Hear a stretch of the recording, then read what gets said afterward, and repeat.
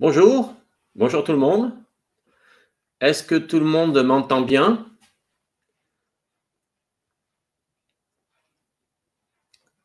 Super, je vois les messages qui défilent, le son est OK, l'image est OK aussi, vous voyez mes slides? Ah ben voilà, les slides sont OK, le son est OK, la vidéo est OK, donc c'est parfait. Eh bien, bonjour à toutes et à tous. Merci pour vos petits messages que je vois défiler sur ma droite. Je suis très content. Merci à CMJ, très content d'être là aujourd'hui pour faire une petite séance de questions-réponses. Alors, il y a un certain nombre de questions-réponses qui ont été déjà données sur les réseaux sociaux. Donc, je vais essayer d'y répondre. J'en ai sélectionné une dizaine, en gros. Je vais essayer d'y répondre jusqu'à 11 heures. Hein. Et après, donc n'hésitez pas à poser des questions. Il va y avoir des charmantes personnes qui vont essayer de les trier. Et peut-être que de 11 heures à 11h15 à peu près, je vais essayer de répondre aux questions qui sont posées en live. Un point important qu'on m'a demandé de vous indiquer, le replay de cette conférence, de ce webinaire, sera disponible en ligne sur le site de SEO Square dans les jours qui viennent. Donc, il y aura un replay qui sera disponible. Donc, voilà, pas de souci à ce niveau-là. Vous pourrez regarder tranquillement toutes les réponses aux questions que j'ai données par la suite. Et ben voilà, donc on va commencer. Hein, on va commencer les différentes questions. Donc, une dizaine de questions et que j'ai sélectionnées pour essayer de répondre de la façon la plus précise possible. Alors, présentation, j'ai oublié de me présenter. Donc, Olivier Andrieux, Société Abondance. Voilà, du SEO depuis longtemps. Des sites web, des outils, des livres, voilà, plein de choses pour ce métier passionnant qu'est le SEO. Et donc là, je suis confiné comme tout le monde. Hein. Je suis dans mon bureau ici, vous voyez mon bureau derrière, Abondance, voilà, avec Mila, ma chienne qui est à côté de moi, qui roupille à côté de moi, donc pour répondre à vos questions. Donc je suis en Alsace, hein, basé en Alsace, à Heiligenstein, patrie du Klevner, un excellent vin blanc. Alors, première question. Quel lien existe-t-il entre les plateformes sociales et le SEO? Google n'est pas très clair sur le sujet. S'il y a vraiment un impact SEO, pourriez-vous partager quelques best practices? Merci. Alors, je pense que la personne qui a tapé la question veut parler de réseaux sociaux, hein, quand elle parle de plateformes sociales, donc de réseaux sociaux de type Facebook, Twitter, Pinterest, LinkedIn, etc. Alors, globalement, les signaux sociaux, c'est-à-dire les likes, les j'aime, les partages, les commentaires, le nombre d'amis sur Facebook, le nombre de followers, les retweets, etc. En fait, tous les signaux qui caractérisent notre vie sociale sur les réseaux sociaux ne rentrent pas en ligne de compte dans le classement de Google. Donc, ça n'impacte pas. Hein, c'est pas parce que vous avez beaucoup d'amis sur Facebook ou beaucoup de retweets ou beaucoup de likes que vous serez mieux classé sur Google. Hein, c'est complètement étanche et complètement imperméable. Donc, à ce niveau-là, ça ne joue pas.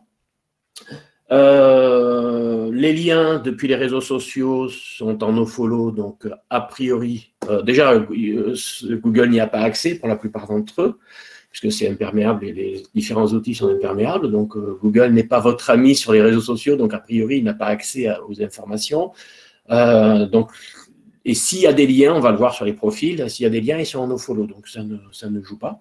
Alors, on a vu que le nofollow, la donne a un peu changé sur le nofollow, hein, puisque ce sont maintenant des indices.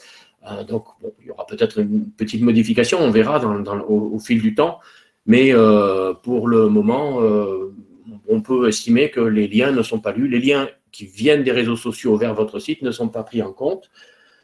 Par contre, les profils sont pris en compte, hein, donc ça c'est bien, hein, notamment lorsqu'on tape le nom, enfin le prénom-nom d'une personne sur Google, on voit parfois une page web qui parle de cette personne, mais on voit souvent arriver dans les résultats le profil Facebook, le profil Twitter, le profil LinkedIn, etc. Donc, ça peut être intéressant d'utiliser aussi ces réseaux sociaux pour bien optimiser la page profil, pour ressortir sur le nom de l'entreprise ou le nom de la personne. Donc ça peut être assez sympa. Bon, on n'a pas beaucoup la main, hein, on remplit des cases hein, sur ces pages, donc c'est pas très facile. Mais il y a peut-être des choses à faire à ce niveau-là, au niveau des pages profils. Ceci dit, les réseaux sociaux ne sont pas complètement déconnectés du SEO, hein, puisque c'est quelque chose que je dis très souvent, mais le trafic SEO ne doit pas représenter plus de 40 à 50% de votre trafic total sur votre site. Donc, les réseaux sociaux, justement, aident à être moins dépendants de Google, à être moins dépendants du trafic organic search, du trafic SEO. Donc, c'est pas mal d'avoir beaucoup de trafic. D'abord, bien sûr, le SEO, les réseaux sociaux génèrent du trafic. Donc, ça, c'est évidemment, ça génère de la notoriété. Donc, indirectement, bien sûr, il y a toujours un impact. Mais tout a un impact indirect en SEO, hein, clairement. Mais ça peut être intéressant d'avoir plus de trafic qui vient des réseaux sociaux. C'est moins de dépendance à Google. Et donc, ça peut être intéressant à ce niveau-là.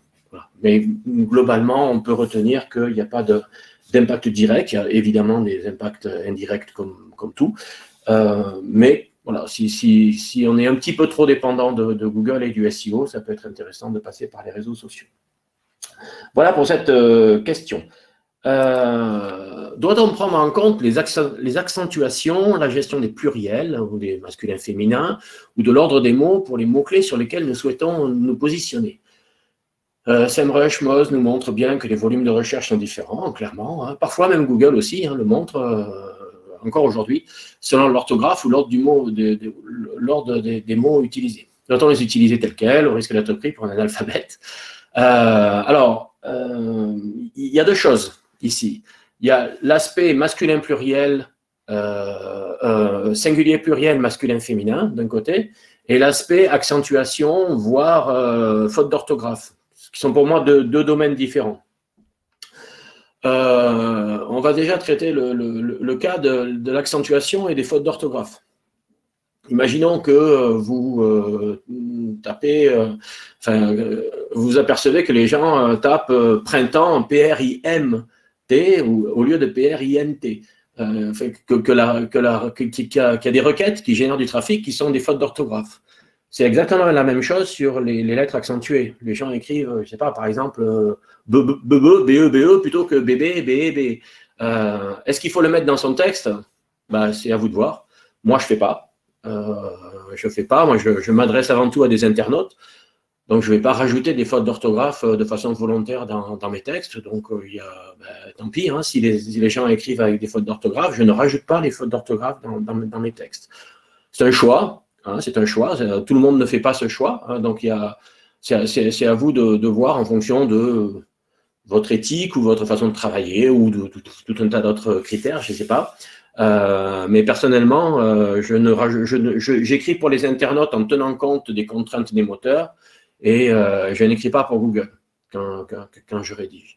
Donc voilà, après, donc pas de faute d'orthographe, pas de lettres non accentuées s'il faut une lettre accentuée.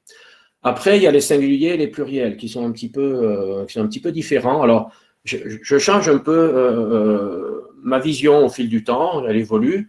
Il y a quelques années, j'étais encore très strict en disant si j'essaie de me positionner sur une requête au pluriel, je vais partout répéter quelque part cette requête au pluriel, je n'utiliserai pas le singulier. Par contre, si je veux me positionner sur un mot-clé au singulier, je vais essayer je vais répéter partout le mot singulier.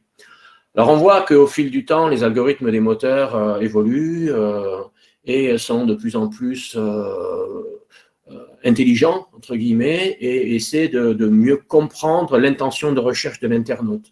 Donc, je pense qu'aujourd'hui, c'est moins grave de mettre les requêtes au singulier ou au pluriel. Alors, je fais quand même attention de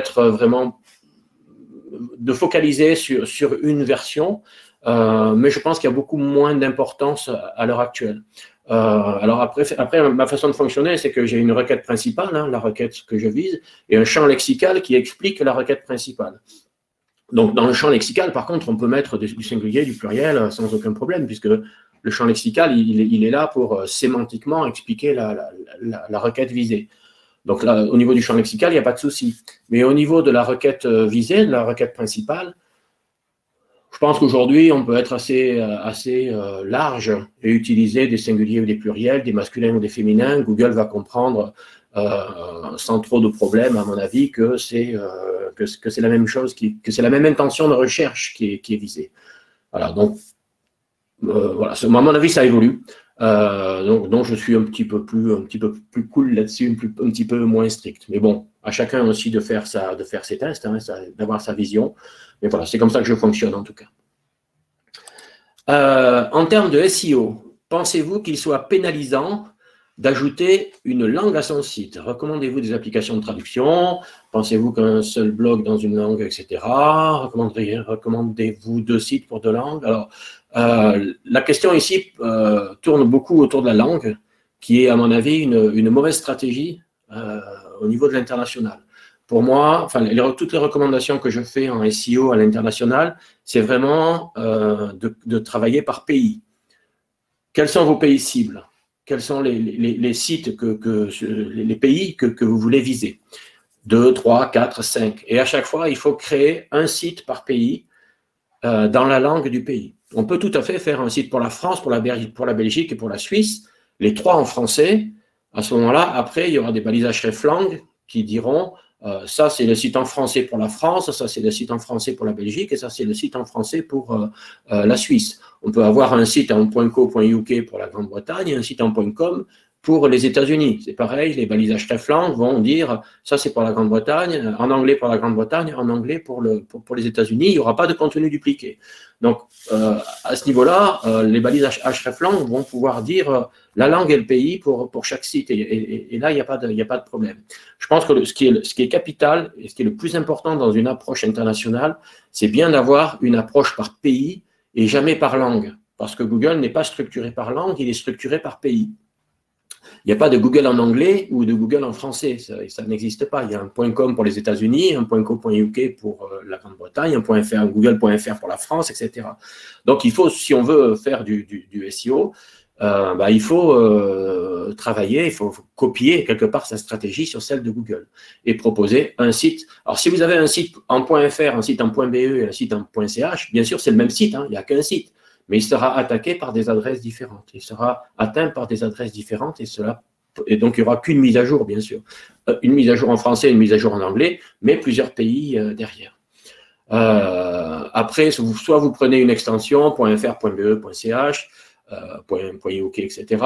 Soit vous faites un répertoire, hein, .com/fr ou /fr-fr, etc. Ou un sous-domaine, c'est à peu près la même chose que le répertoire. Voilà. Là, on trouvera toujours des solutions. Ma préconisation, toujours, c'est de prendre l'extension du pays, .fr, .be, .ch, .uk. Bon, c'est un peu plus long, c'est plus cher.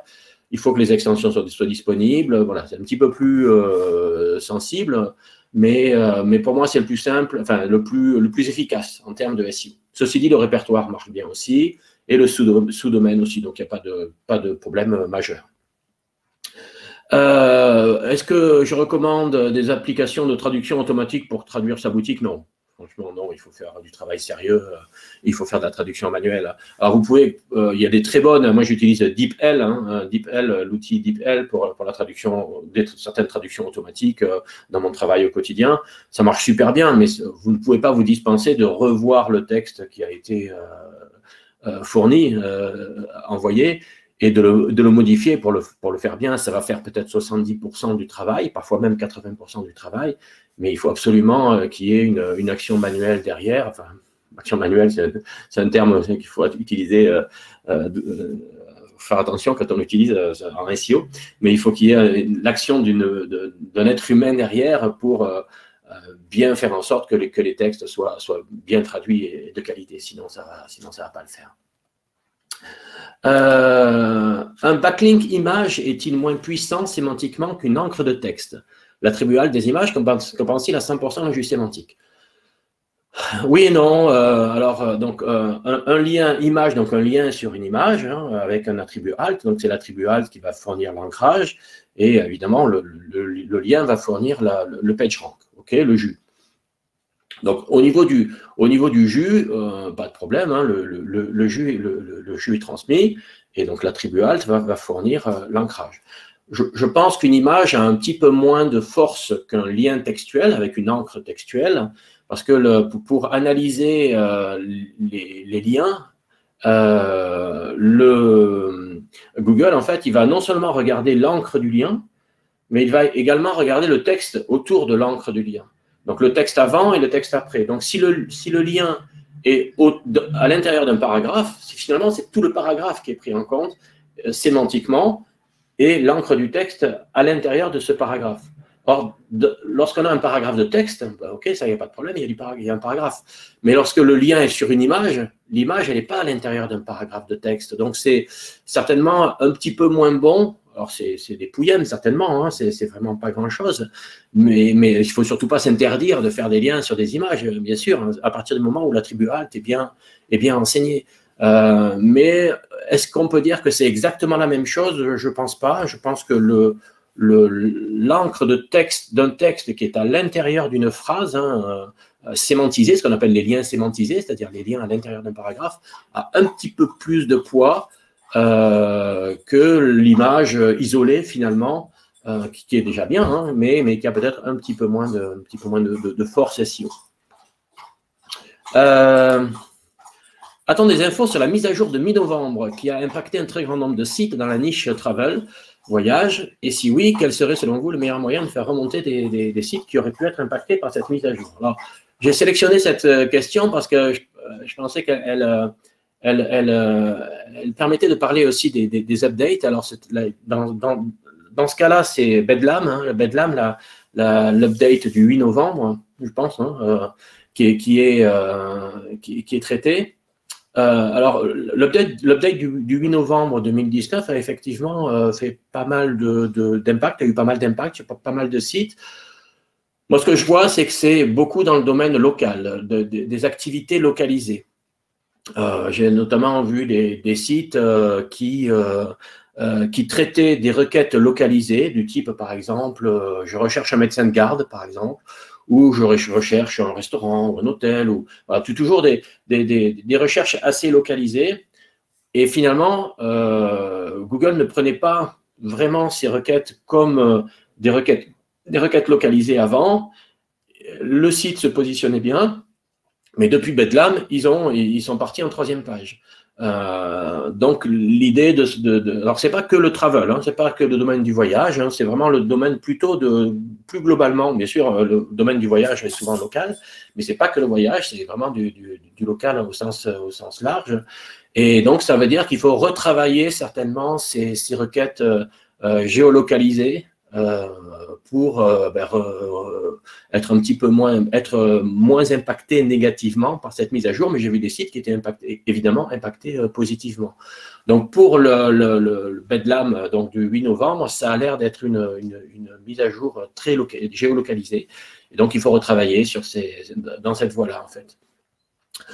D'une façon générale, je voulais quand même dire que c'est vraiment très très difficile aujourd'hui de définir quelles sont les actions des updates, des core updates ou des gros updates Google. Hein, c'est faire du reverse engineering sur ces updates. Aujourd'hui, c'est vraiment très très difficile.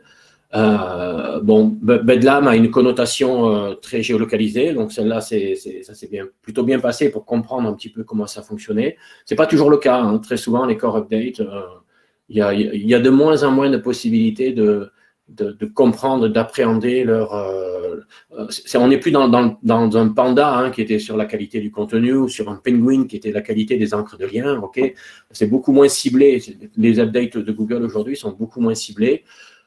Ce que je vois aussi, c'est que hors dégâts collatéraux, les sites qui font du travail hyper sérieux, très bien fait, du contenu de qualité, en général, sont imperméable aux updates. Alors, il peut y avoir des dégâts collatéraux, hein, mais tous les sites que j'ai vus qui étaient, enfin, 99% des sites que j'ai vus qui étaient impactés par des mises à jour, c'était des sites qui essayaient de dépasser la ligne jaune quand même, hein, clairement.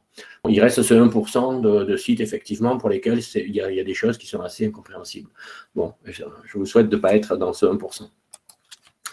Un SEO white hat est-il possible? Comment voyez-vous votre métier en tant que white hat? Donc, clairement, je suis 100% white hat, parce que c'est ma façon d'être. Hein, voilà. J'ai rien contre les black hats. Hein. On fait juste le même métier, mais de façon totalement différente, voire à l'opposé. Voilà, moi, je juge personne et chacun a sa façon de faire, donc ça ne me dérange pas. Mais bien sûr qu'on peut faire un SEO white hat de façon tout à fait possible, et heureusement d'ailleurs. Donc mon métier, je le vois comme étant le fait d'aider mes clients à avoir un site qui soit le meilleur techniquement, vraiment un site qui soit 100% compatible Google. Hein. Je rappelle que, à mon avis, 95% des sites web aujourd'hui ne sont pas compatibles Google, ne sont pas vraiment compatibles Google. Donc, il y a encore un énorme travail à faire en termes d'optimisation des sites. Et l'idée, donc, en faisant un SEO white hat, c'est d'aider mes clients à avoir un site très bien fait pour pouvoir viser des requêtes sur lesquelles ils sont légitimes, avec des contenus de qualité, bien écrits pour l'internaute, en tenant compte des critères de pertinence de Google. Et il y a énormément de travail, hein, là-dedans. Après, évidemment, il y a le côté obscur de la force, hein, avec le black hat. Bon, ok, je le disais, ça ne me pose pas de problème majeur. Mais voilà, c'est pas du tout ma façon de voir. Et heureusement que le white hat a des très bons jours devant lui. Et ça permet aussi de faire en sorte que mes clients se reposent sur leurs deux oreilles, dorment bien et ont une grande pérennité dans leur activité, dans leur SEO, ce qui est pas mal aussi. Le temps de chargement des pages est-il un réel critère de pertinence pour Google? Et si oui, quel est son poids? Idem pour HTTPS. Alors, on va déjà traiter l'HTTPS parce que ça va plus vite. HTTPS, non, clairement non. Hein. Bien sûr, ce n'est pas un critère de pertinence. Personne n'a vu son site globalement gagner des positions en passant en HTTPS. Et Google est clair là-dessus. Hein. C'est vraiment un critère. Si c'est un critère light. Et c'est en fait, c'est un critère qui permet de départager les ex-aequo lorsqu'il y a un score de pertinence identique sur une requête. S'il y a une page en HTTP et l'autre page en HTTPS, c'est l'HTTPS qui va passer premier.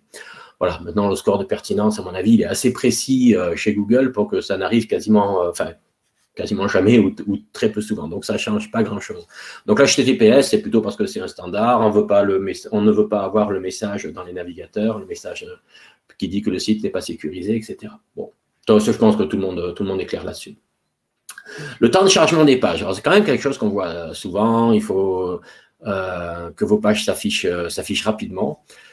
Alors moi, ça fait 5 ans à peu près que Google le dit. Hein. D'ailleurs, je pense qu'en France, on a une vision un peu différente de outre-Atlantique. Aux États-Unis, ils sont tous à peu près clairs sur le fait que ce n'est pas un critère de pertinence. C'est ce que je lis en tout cas. Et que les seuls cas qu'on a vus, c'était des sites web qui étaient très lents, vraiment très lent et qui était pénalisé par Google. Bon, c'est un peu moi, c'est exactement ce que je vois aussi. Hein. Je n'ai jamais vu, hein, je suis clair, hein, je n'ai jamais vu un site ne travailler que sur son temps de chargement, sa web performance, améliorer sa web performance et gagner des places et gagner des positions, je ne l'ai jamais vu. Mais vraiment que ça, ce n'est pas une migration où on va changer des tas de trucs, dont les temps de chargement. C'est pas possible, ça on peut pas le mesurer. Mais en tant que effet mesurable, j'ai jamais vu en 5 ans, et Dieu sait si je cherche, j'ai jamais vu un cas où je puisse moi mesurer en disant ben voilà, le site on n'a rien changé, on a juste amélioré les temps de chargement et on a gagné 3, 4, 5 places, 10% de trafic, enfin, etc., etc. Je l'ai jamais vu. Donc je lance un appel, hein, je suis vraiment preneur de ce type d'exemple parce que ça fait 5 ans que je cherche et que je n'ai pas trouvé. Donc j'aimerais bien pouvoir avoir un exemple précis, scientifiquement mesurable, voilà, quelque chose de carré qui me montrent que, parce que chaque fois, souvent on me dit, si, mais moi j'ai un exemple, et puis en fait, quand on creuse, non, c'est pas vrai, quoi. Il y a plein de choses qui font que, plein de points qui ont pu rentrer en ligne de compte. Donc, non. Donc voilà, ceci dit, bien sûr qu'il faut qu'un site s'affiche vite pour l'internaute, c'est évident. Donc ça, de toute façon, c'est un peu comme la compatibilité mobile. À la limite, on s'en fiche que la compatibilité mobile, ce soit un critère de pertinence pour Google. Un site, il doit être compatible mobile pour l'internaute. Ben, c'est pareil pour le temps de chargement des pages. Il faut qu'un site s'affiche vite pour l'internaute, c'est normal. Et pour le crawl des robots, c'est aussi un point qui est important. Donc si le site répond plus vite, le crawl sera meilleur. Donc voilà, les internautes, c'est bon. Le crawl des robots, c'est évident. Mais est-ce que je vais gagner des positions, est-ce que je vais gagner du trafic sur un temps, si j'améliore mon temps de chargement de page, je ne crois pas. Enfin, moi, je ne l'ai jamais vu, donc voilà. Je ne demande qu'à être convaincu de ce fait.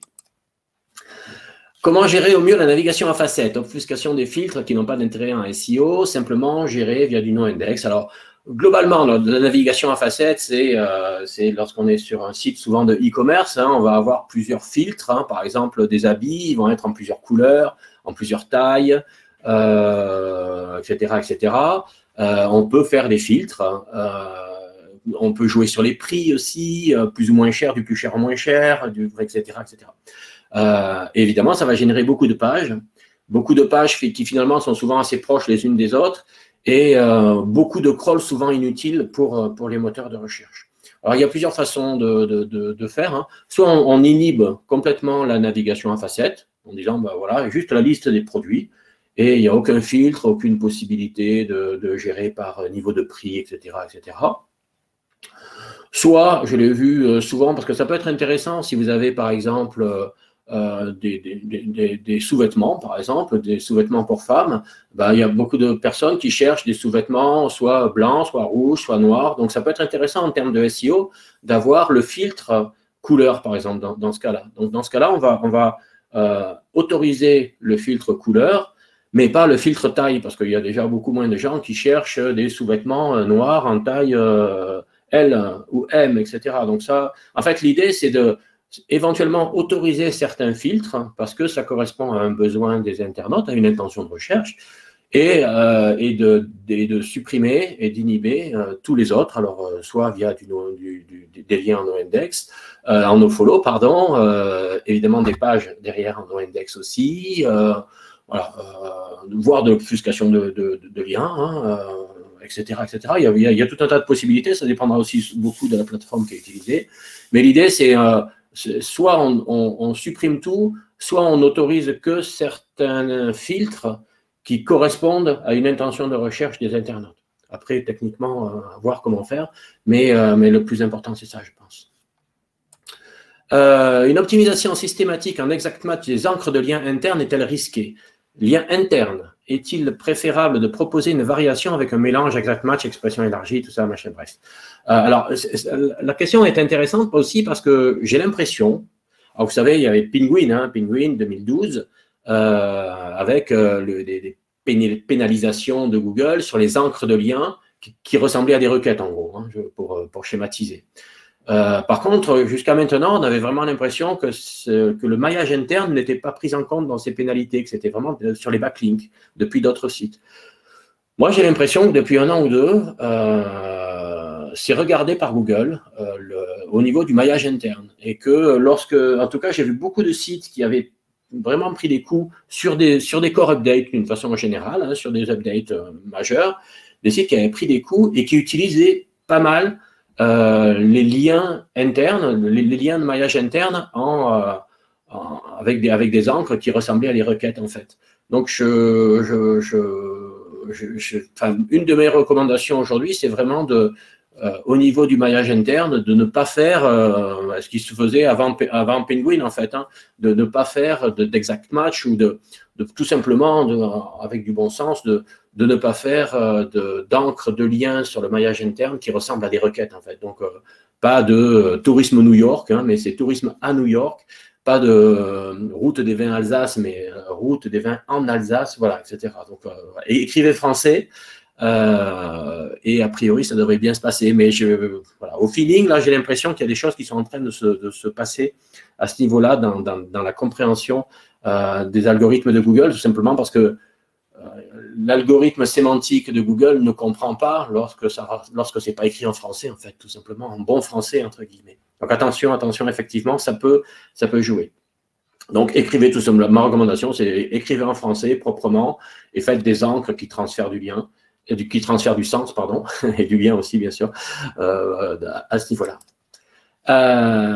Si j'achète un site web existant, dans la même niche que le mien, ce site a été bien positionné, mais a été progressivement laissé à l'abandon. Il a des liens intéressants, un bon trust flow. Je souhaite conserver le site, mais récupérer son jus. Une balise canonical vers mon principal site est-elle jouable ou est-ce de la triche? Alors oui, c'est de la triche, hein, parce qu'une balise, la balise canonical, c'est fait pour dire à Google, cette page, elle est dupliquée, elle a un contenu très proche de l'URL canonique. Donc, ça m'étonnerait que le site que vous avez racheté ait des contenus très proches de votre site principal. Donc, la balise canonical n'a pas vraiment d'intérêt. Enfin, en tout cas, elle n'a pas été conçue pour ça.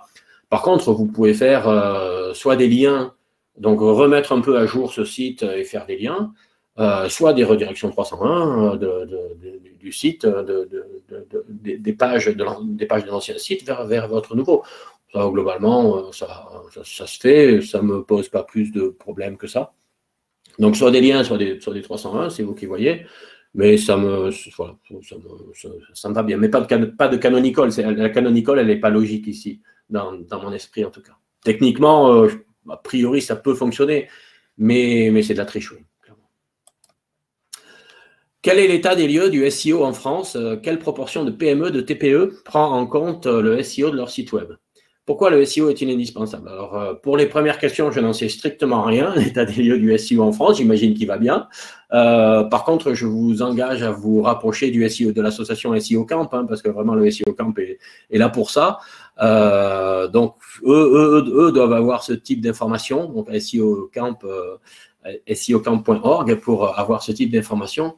Pourquoi le SEO est-il indispensable? Parce que c'est entre 40 et 50% du trafic sur un site web, parce que c'est un trafic hyper pérenne.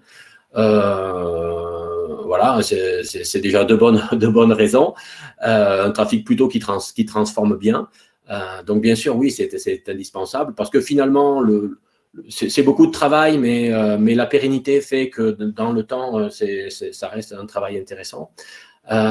Et puis aussi parce que c'est un métier formidable. Donc, il ne faut pas hésiter. Et puis qu'il y a plein de gens qui sont bons à SEO en France, donc il faut en profiter. Hein, voilà. Donc, n'hésitez pas à les contacter.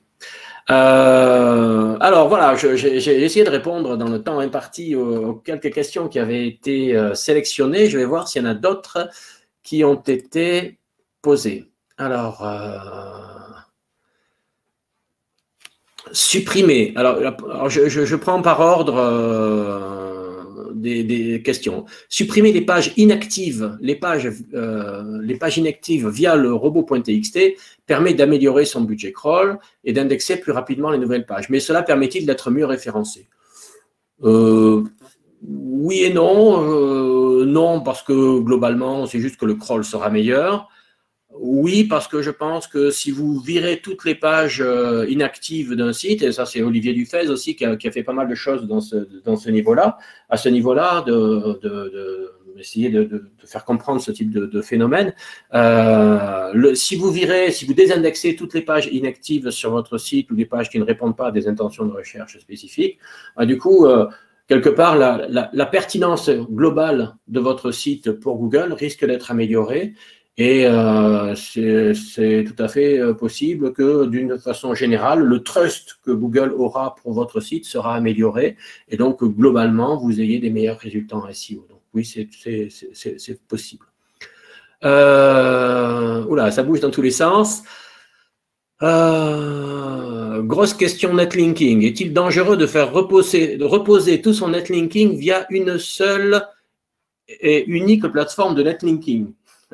Alors déjà, la question que je peux me poser, c'est est-ce qu'il est dangereux de passer par une plateforme de netlinking? Ce ne serait pas négligeable. Alors, c'est des choses qui existent, bien sûr. Hein. Ça, il n'y a pas de souci majeur. Quel est l'impact? Tout se mesure, en fait. Donc, moi, ce qui est, à mon avis, très, très important, c'est ne se baser que sur une plateforme ou qu'un système de plateforme. Bien sûr que c'est pas bon. Il faut aussi faire du link baiting, il faut essayer de faire des partenariats, il faut vraiment aller un petit peu dans tous les sens pour rechercher du lien. Une des façons de le faire, c'est les plateformes qui existent aujourd'hui.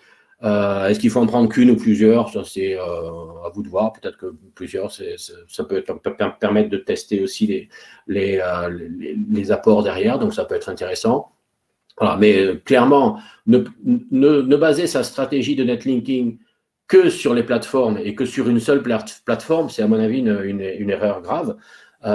Il faut vraiment essayer d'avoir des liens naturels, il faut essayer c'est du travail, bien sûr, c'est très compliqué, ça prend du temps, c'est très chronophage, mais il faut absolument varier, comme on varie les sources de trafic, SEO, trafic direct, liens, réseaux sociaux, etc. Il faut aussi varier toutes les sources de netlinking, parce que si un jour il y a une de ces sources qui se casse la figure, il faut avoir les autres derrière. Donc, toujours varier de toute façon, jamais mettre ses œufs dans le même panier en termes de SEO. Alors, je vais faire par vote. Voilà. Bonjour Olivier, comment faire du netlinking sans être pénalisé? Ça, c'est une bonne question. Oui, comment faire du netlinking sans être pénalisé? Moi, j'aurais tendance à dire qu'il ne faut pas faire de netlinking. C'est une réponse très googlienne. Mais bon, à chaque fois qu'on me pose cette question, je donne l'exemple d'Abondance, parce que Abondance a presque 1 million de backlinks maintenant. Je n'ai jamais demandé un backlink de ma vie. J'ai encore moins acheté de backlink. Par contre, je passe 2 heures par jour à essayer de proposer des informations, de l'actualité, des articles de la meilleure qualité possible, donc c'est du boulot. Et les liens se font. Donc, Abondance, c'est un pur exemple de link baiting, vraiment, de liens naturels qui viennent sans être demandés. Donc, ça ne veut pas dire que c'est impossible. C'est possible de le faire. Par contre, si vous voulez faire du netlinking sans être pénalisé, être vraiment tranquille, il faut proposer du contenu de qualité. Là-dessus, mais je rejoins complètement Google. Le contenu de qualité amène les liens, ça c'est évident. Par contre, c'est un travail de fou. Bon, voilà. Choisis ton camp, camarade.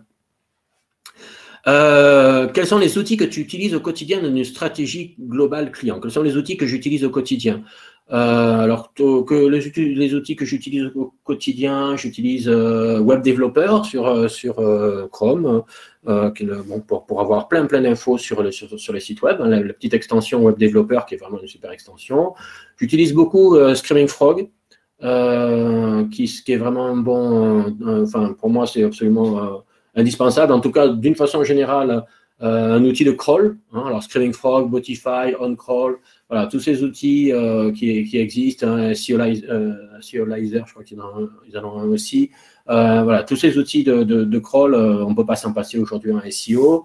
Un outil de suivi de positionnement, beaucoup SEMrush, Ranks, voilà, Yuda, voilà, ces outils. En fait, je n'utilise pas un seul outil spécifiquement, j'utilise beaucoup Cocon.se aussi pour l'analyse des structures du maillage interne, etc.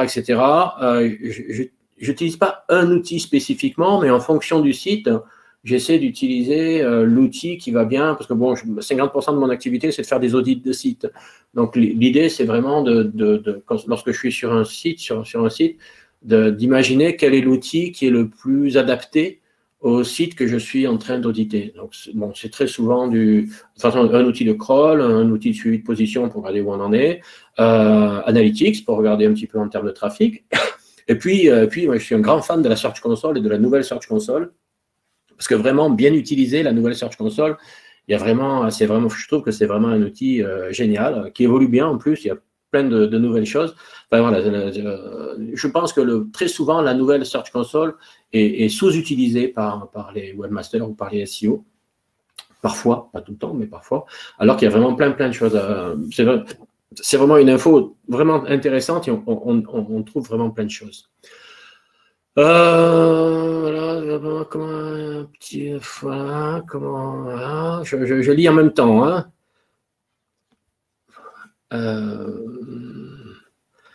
Le futur du métier de SXO. Alors SXO, c'est l'UX et le SEO. Alors moi, je reste toujours sur cette vision que l'UX et le SEO, donc l'expérience utilisateur et le SEO sont deux domaines assez étanches aujourd'hui. Hein.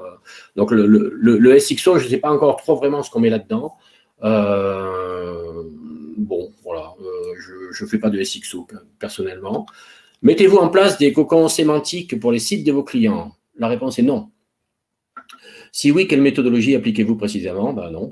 Donc, non, je ne fais pas de cocon sémantique. Alors bon, ok, le cocon sémantique. Alors, ça clash à tout va en ce moment sur le cocon sémantique avec Laurent Borelli qui en est son concepteur initial et d'autres personnes. Bon, ok, j'observe ça en mangeant du popcorn. Moi,